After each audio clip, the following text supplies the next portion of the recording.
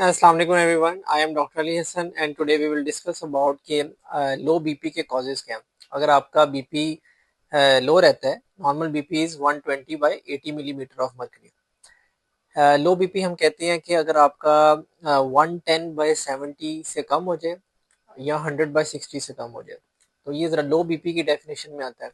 और इसके multiple causes हो सकते हैं. इसको डिस्कस करना बहुत इंपॉर्टेंट है. हाँ, मेल्स के अंदर भी लो बीपी हो सकता है, फीमेल्स के अंदर भी हो सकता है, और समटाइम्स हम बीपी को मेंटेन करने के लिए सिर्फ ड्रिप्स लगवाना शुरू कर देते हैं या कोई और एस सप्लीमेंट ले लेते हैं विदाउट नोइंग कि अंडरलाइंग कॉज क्या हो सकता है. तो अंडरलाइंग कॉज को रूल आउट करना बहुत ज़रूरी है. If we talk about from start till bottom, तो फिजियोलॉजिकली भी आपका बीपी लो हो सकता है. अगर आप एथलीट्स हैं, आप बहुत रेगुलर एक्सरसाइज करते हैं, आपके हार्ट के मसल्स बहुत अच्छे हैं, तो आपका बीपी थोड़ा सा लोअर साइड पे रहता है. इट्स नॉट लाइक कि वो 90 बाई 60 या 100 बाई 60 से नीचे आ जाएगा, थोड़ा सा 110 बाई 70 पे रह सकता है. So nothing to be worried about, इसको आपने इग्नोर करना है. लेकिन अगर कोई एथलीट है, कोई एक्सरसाइज रेगुलर करता है, उसमें तो ये पॉसिबिलिटी है. इसके अलावा ये तो फिजियोलॉजिकली नॉर्मल बीपी है या लो बीपी है, इसमें कोई बीमारी नहीं है, कोई डिजीज नहीं है. सेकेंड नंबर पे, अगर आपका कोई ब्लड लॉस हुआ है, आपको कोई चोट लगी, कोई ट्रॉमा हुआ या आपको ब्लड लॉस हुआ किसी भी चीज़ से, मेल्स के अंदर यूरिन में ब्लड लॉस हो गया, स्टूल में ब्लड आ गया, आपको नाक से ब्लड आ गया, नक्सीर हो गई, एपिस्टैक्सिस हो गई, उसके बाद आपका बीपी ड्रॉप किया है, एक्सेप्टेबल है. तो ब्लड लॉस के बाद भी आपका बीपी ड्रॉप कर सकता है. फीमेल्स के अंदर जो साइकिल है, मेंस्ट्रुअल साइकिल है, उसके बाद स्टार्ट में बीपी ड्रॉप के अक्सर पेशेंट्स आती हैं, तो ये भी एक्सेप्टेबल है. आपको एक ऑब्वियस रीज़न पता है. थर्ड नंबर पे अगर हम बात करें तो एक टर्म है शॉक. शॉक का मतलब है कि आपका बीपी लो किसी शॉक की वजह से है. शॉक की अगर हम मोटी मोटी बात करें तो दो तीन टाइप्स. हाइपोवोलीमिया की, अगर आपकी बॉडी में पानी की कमी हो गई, आपको सीवियर डायरिया, लूज मोशन लगे, वॉमिटिंग लगी, आपकी बॉडी में डिहाइड्रेशन होगी, तो उसकी वजह से भी आपका बीपी ड्रॉप कर जाता है.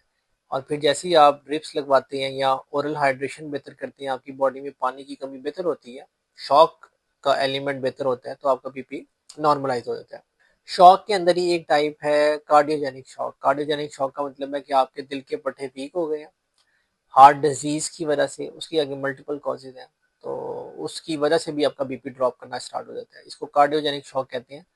इसमें हम पेशेंट के हार्ट के टेस्ट कराते हैं, एकोकार्डियोग्राफी कराते हैं, ईसीजी कराते हैं, और दो तीन टेस्ट हैं जो कि डायग्नोज करते हैं कि हार्ट के मसल्स की वीकनेस की वजह से आपका बीपी ड्रॉप कर रहा है. और एक सेप्टिक शॉक है. सेप्टिक शॉक का मतलब है कि अगर आपको इन्फेक्शन है, सेप्सिस है किसी भी वजह से, और इन्फेक्शन की आप दवाई नहीं खा रहे, और इट्स नॉट लाइक कि आपको फीवर हो तो ही इन्फेक्शन होता है. फीवर के बगैर भी आप सेप्सिस में जा सकते हैं. इन्फेक्शन किसी भी चीज़ का हो सकता है, यूरिन का इन्फेक्शन, पेट का इन्फेक्शन, चेस्ट का इन्फेक्शन, किसी भी ऑर्गन का इन्फेक्शन अगर आपको है, तो आप को सेप्सिस में जाने के बाद बीपी ड्रॉप कर सकते हैं. तो ये तो एक मेजर मेजर टाइप्स ही जो कि बीपी कम होने की अहम वजूहात बन सकती है.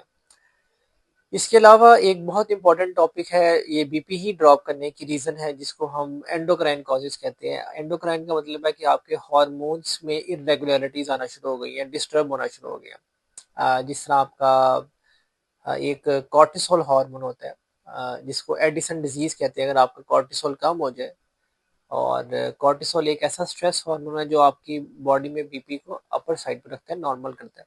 अगर आपकी बॉडी में कॉर्टिसोल हार्मोन की डेफिशिएंसी हो जाए, तो आपका बीपी ड्रॉप करता है. इसी एंडोक्राइन में अगर आपको थायराइड इशू है, हाइपोथायराइड, आपका थायराइड जो एक गले में ग्लैंड होता है वो प्रॉपरली काम नहीं कर रहा, तो भी आपको बीपी ड्रॉप कर सकता है. और सिमिलरली पिट्यूटरी ग्लैंड आपके ब्रेन में होता है, और वो भी एक दो हार्मोन प्रोड्यूस करते हैं, जो कि बड़े ज़रूरी हैं बीपी को मेंटेन करने के लिए. तो ये हार्मोनल प्रोफाइल कराना भी ज़रूरी है. अगर आप बाकी कॉजेज़ को रूल आउट कर लेते हैं या आपके डॉक्टर उसको रूल आउट कर लेते हैं, तो फिर हम एंडोक्राइन कॉजेज़ को भी देखते हैं कि कोई हार्मोन की डेफिशिएंसी तो नहीं है जिससे आपका बीपी ड्रॉप कर रहा है. और इसके अलावा ऑटोम्यून कॉज. ऑटोम्यून का मतलब है कि एक नर्वस सिस्टम है, ऑटोम्यून नर्वस सिस्टम. आपकी बॉडी में नर्व्स होती हैं, वो नर्व्स ब्लड प्रेशर को मेंटेन करती हैं. अगर वो ऑटोनॉमिक नर्वस सिस्टम आपका प्रॉपरली काम नहीं कर रहा, वो उसमें कोई मसला आ रहा है, तो भी आपका बीपी ड्रॉप करता है. सिमिलरली अगर आप बैठे हैं, आपका बीपी बैठ के बिल्कुल ठीक है, और अगर आप खड़े होते हैं और आपको लगता है कि खड़े होने से मेरा बीपी ड्रॉप कर रहा है, that is called orthostatic hypotension. कि द मोमेंट आप खड़े होते हैं तो आपका बीपी ड्रॉप करता है. बैठ के आपका बीपी 120/80 है, द मोमेंट आप खड़े होते हैं तो कुछ सेकंड्स कुछ मिनट्स के लिए आपका बीपी 100/60 या 90/60 पे ड्रॉप कर देता है। 20 मिलीमीटर से ज़्यादा का ड्रॉप आना शुरू हो जाता है। इसको हम ऑर्थोस्टैटिक कहते हैं। ये अक्सर एल्डरली पेशेंट में बहुत ज़्यादा कॉमन है। और nutritional deficiency, yes of course, nutritional deficiency, B12 deficiency, mail nutrition, ये भी अगर आप प्रॉपर्ली खाना नहीं खा रहे, आपकी बॉडी के अंदर न्यूट्रिशनल डेफिशिएंसी है, वो भी आपका बीपी ड्रॉप करती है। ऑब्वियसली अगर आप मेडिकेशंस ले रहे हैं, कोई ब्लड प्रेशर की दवाइयाँ खा रहे हैं, वो भी आपका बीपी ड्रॉप करेंगी। और अगर आप एक बीपी की दवाई काफ़ी अरसे से खा रहे हैं और आपको लग रहा है कि वो बीपी की दवाई खाने से मेरा बीपी पहले नॉर्मल रहता था और अब ड्रॉप करना स्टार्ट हो गया, तो उसको भी आपको रिव्यू करना चाहिए, डोज कम करनी चाहिए या दवाई चेंज करनी चाहिए। लास्ट नंबर पे अगर हम बात करें तो वेजोवेगल। वेजोवेगल का मतलब है कि sometimes we have seen multiple patients के इनमें से कोई कॉज नहीं होता, हम सारे टेस्ट करा के देख लेते हैं, बीपी फिर भी लोअर साइड पे है, और पेशेंट को अपार्ट फ्रॉम थोड़ी सी डिजीनेस, वर्टिगो, चक्कर, लो फीलिंग के अलावा बाकी कोई सिम्टम नहीं है, टेस्ट भी सारे ठीक है। तो जो वेजोवेगल लो बीपी का कॉन्सेप्ट है वो ये है कि अगर आप को स्ट्रेस है, एंजाइटी है, आप टेंशन में आ जाते हैं, डिप्रेशन लेते हैं, तो भी आपका वेजोवेगल सिनकपी या वेजोवेगल लो बीपी होता है। इसका मतलब यह है कि आपकी बॉडी में एक वेगस नर्व होती है, वो वेगस नर्व आपके बीपी को लो करके रखती है।